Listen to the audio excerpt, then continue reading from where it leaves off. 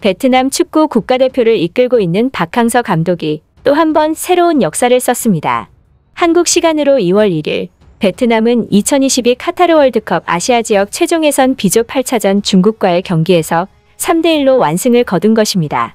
사상 첫 월드컵 최종 예선 진출에 성공했던 박항서호는 이날 승리로 베트남 축구 역사에 2가지 이정표를 추가했습니다.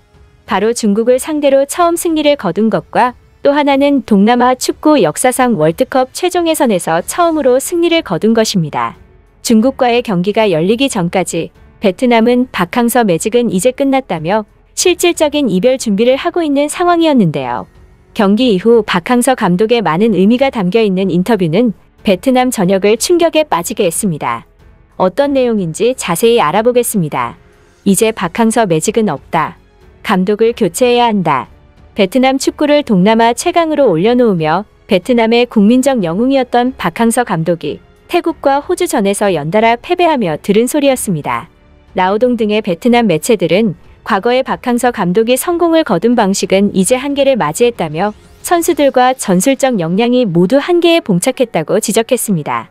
냉정하게 봤을 때 베트남이 호주 같은 팀에게 패배하는 것은 받아들여야 할 자연스러운 일인데도 불구하고 베트남 넷은 박항서 감독의 전술이 호주전 패배의 직접적인 원인이었다고 하는 등 공개적으로 감독 역량을 비판했고, 그들은 호주도 심지어 중국도 역사상 단 한 번도 이긴 사례가 없고 전패를 기록했는데도 불구하고 호주전을 보니 베트남 축구의 미래가 암울하다. 박 감독은 며칠 후에 경기에서 중국을 어떻게 이길 것인가라며 가당치도 않은 의문을 제기했습니다.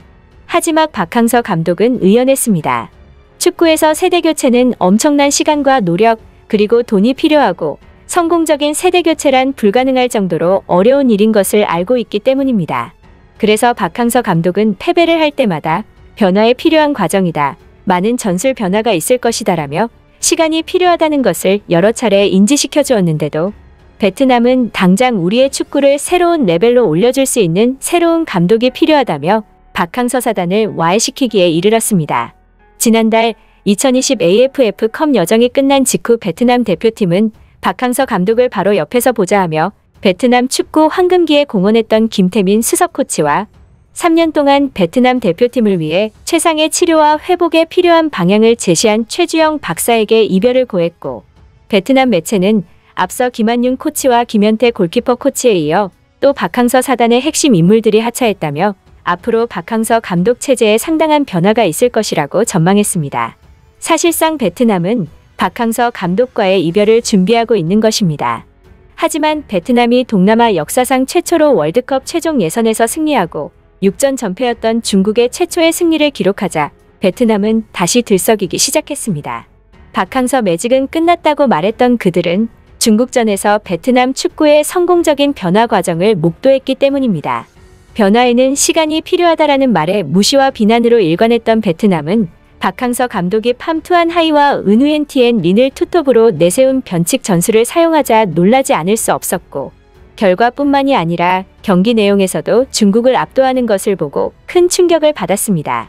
중국 축구는 전통적으로 베트남에 강했는데 그런 중국을 경기 내용면에서 압도할 정도로 뛰어나고 변화된 전술 역량이 보여졌기 때문입니다.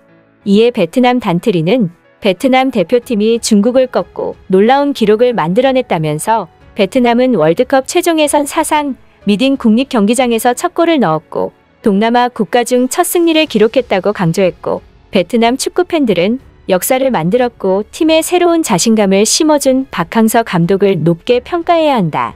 역시 베트남 축구 국가대표팀은 박항서 감독이 이끌어야 한다라며 환호했지만 이내 그 환호는 슬픈 침묵으로 바뀌고 말았습니다. 바로 박항서 감독의 기자회견이었습니다.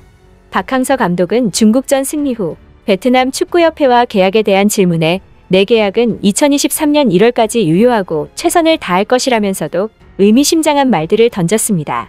박항서 감독은 이 자리에서 그동안 남은 시간이라는 단어를 사용하며 다신 베트남과 함께하지 않을 것이라는 뜻을 우회적으로 전달했고, 베트남 축구 팬들을 전면 비판하기까지 했습니다. 박 감독은 베트남 팬들은 이번 대회에 욕심이 나는 것 같다. 우선 월드컵 최종 예선 진출은 이번이 처음이란 점을 말씀드리고 싶다. 한국말에 첫 술에 배부를 수 없다는 말이 있다. 모든 일에는 과정이 필요하다. 오늘은 베트남이 이겼고 최선을 다했지만 계속해서 이기라고 하는 것은 욕심이라며 승리만으로 판단하지 말고 최선을 다한 선수들의 노력으로 미래를 판단하고 이기지 못해도 다시 하면 된다고 말했습니다. 즉, 그간 변화에는 시간이 필요하다라는 말을 무시해왔던 베트남의 축구 기관과 모든 언론, 축구 팬들을 전면 비판한 것입니다. 박항서 감독은 베트남 축구 국가대표팀의 감독 취임 기자회견에서 이렇게 말한 바 있습니다.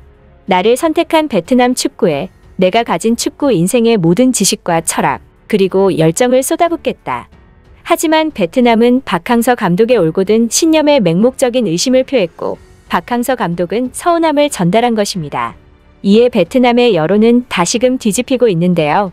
특히 베트남 유력 매체인 VN 익스프레스가 박항서 감독에 대해 다룬 칼럼이 엄청난 조명을 받고 있습니다. 이 칼럼은 박항서 감독이 아닌 다른 사람이 베트남 대표팀의 감독이었다면 우리는 목표를 세우는 것조차 가능했을까라는 문구가 부제인 칼럼으로 박항서 감독의 노력과 고뇌, 그가 오기 전 베트남 축구의 현실을 다루고 있는데요. 내용은 다음과 같습니다. 나는 여전히 기억하고 있다. 박항서 감독이 베트남 대표팀에 오기 전에 우리는 언제나 이웃이었던 태국에게도 벌벌 떠는 나라였다는 것을 말이다.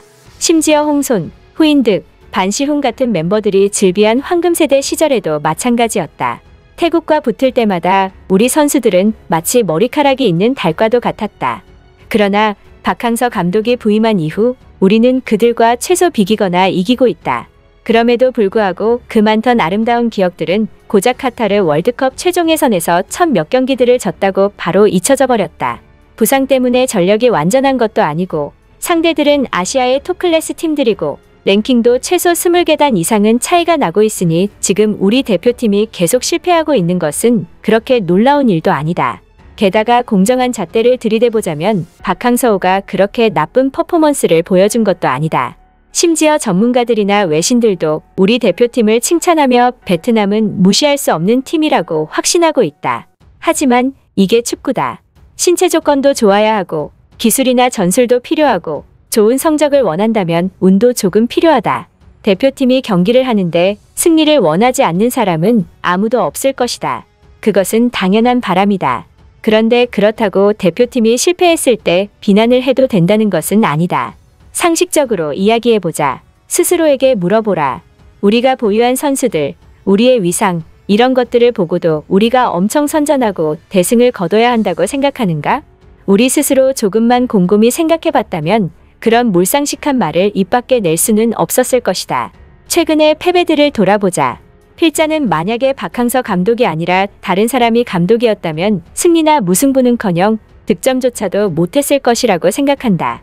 만약 당신이 대표팀의 퍼포먼스에 만족하지 못하고 있다면 부디 건설적인 마인드로 팀의 승패와는 관계없이 솔직한 피드백을 줄 필요가 있다. 부디 박항서호에게 배은망덕한 사람이 되지 말자. 끝까지 시청해주셔서 감사합니다.